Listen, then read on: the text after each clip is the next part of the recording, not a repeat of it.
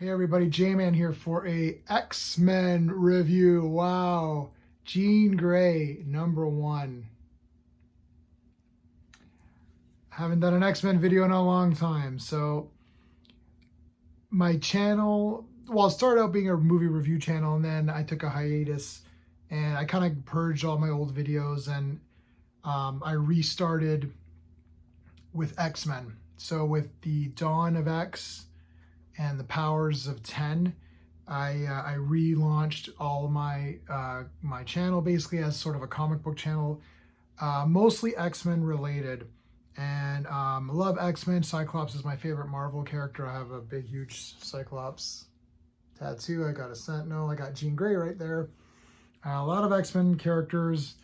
And Scott and Jean are my two favorites. I have a little bit of here's a Jean collection. I've got stuff up here that's like Cyclops. It's hard to tell because of the glare. But I got away from it because I felt that the entire Dawn of X just kind of lost itself.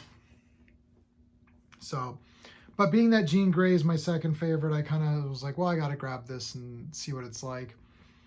So let's talk about this using my space system. Story, pacing, artistry, characters, enjoyment. Each category gets a score between 0 and 2. 2 is the best you can get in any category. If I give the storyline a 2 out of 2, I'm not saying it's better than the Dark Phoenix saga. I'm not saying it's better than Giant Size X-Men. I'm just saying that for current X-Men, I really liked it, if I'm giving it a 2 out of 2. So I'm comparing this comic to the modern X-Men books, which started off kind of cool, but have declined for me big time. Basically, the sword, what was that called? The sword something? Sword? X of Swords? That was kind of the last thing I really covered, and I didn't like it. And then I just thought, you know what? There's too many X-Men books. There's like X-Corps, and they're talking about a corporation. I mean, like, what the hell is this? I want the X-Men. I want the mutants fighting the mutants. That's it. I don't want them on Mars and having a political discussion at a round table. What should we do with Sabretooth? He broke a rule. Should we banish him? No. Like, what is this? It's just like lost its way. I don't care if that's X-Men. It's boring. X-Men to me was the most exciting team ever. Look, I love the Defenders. West Coast Avengers, baby. Big time West Coast Avengers fan. But the X-Men were always the most exciting team for me. I'm like, yeah, all these awesome characters. They're all so unique, different powers to get together, fight. Giant Size X-Men, #1, is a masterpiece. I think it's amazing. It's brilliant. It's my favorite single one-issue comic. If I just pick one issue, that would be the one. Just because it introduced all those cool characters. And from that point on, during those next X number of years, some great stuff. I even like, when Cyclops had his little team of, with Magic and Emma on it. That was kind of cool. But then it kind of fell. All right. Storyline of this one, this is going to be very shocking. I'm going to give this a 2 out of 2, actually. I liked this storyline a lot. So I don't know what's going on. I guess the last thing with the last gala, there's a gala. To make the gala somewhat cool, a bunch of X-Men characters died. Who cares, because there's resurrection protocols and they're not killing the series. They're just going to reboot it next year anyway, so just reboot it. Literally just kill everybody and just reboot it. So I'm not sure if this plays into that, because you're supposed to read that first, which I'm not going to read. But this is Jean. In the beginning, she's dying, shows that she's dying. And she's kind of going through her life a little bit in the beginning here to give you sort of a retrospect of Jean. All this stuff. I remember this comic when that was out.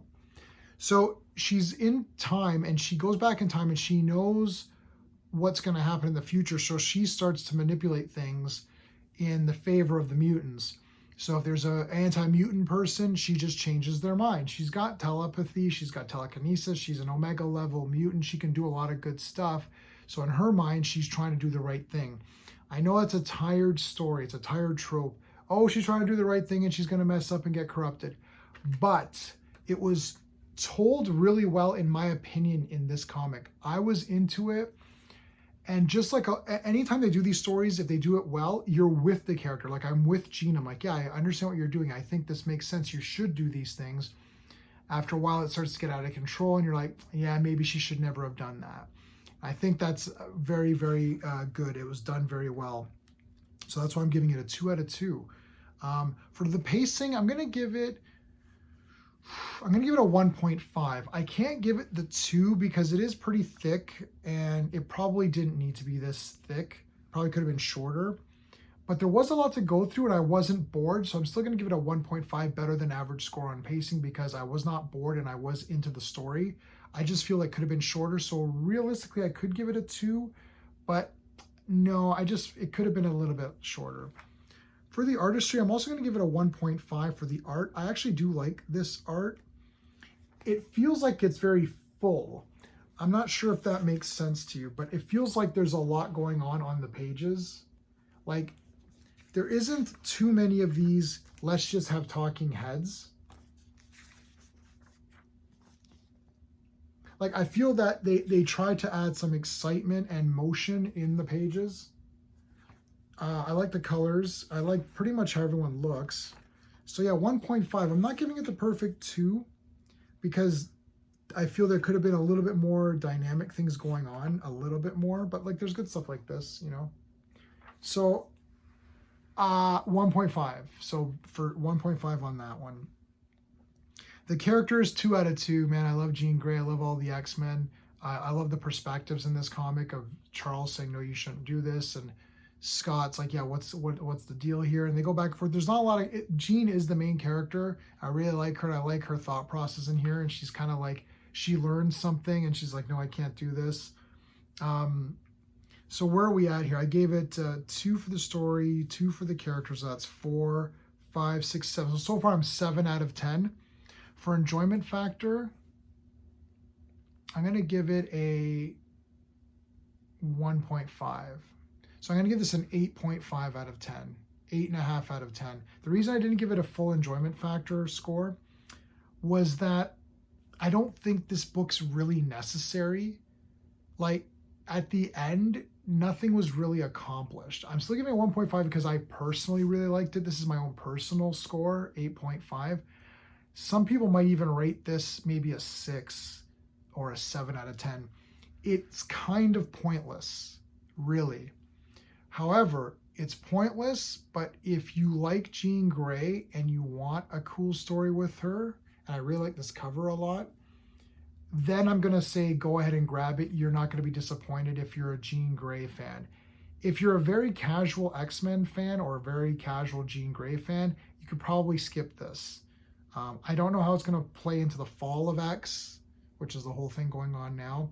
I'm not going to cover all of Fall of X. I'll grab a Jean. If there's an issue 2 of Jean Grey, I will grab it. If they do a Cyclops, I'll definitely grab that. I might grab a few things here and there. In 2024, when they relaunch X-Men, and if I feel that it's doing something that I really like, if it's kind of back to basics, I will go back to covering more X-Men. But Superman is my favorite character. My Superman content has been doing really well. I'm loving the Legion of Superheroes. We're doing a whole Transformers thing, which is starting up again.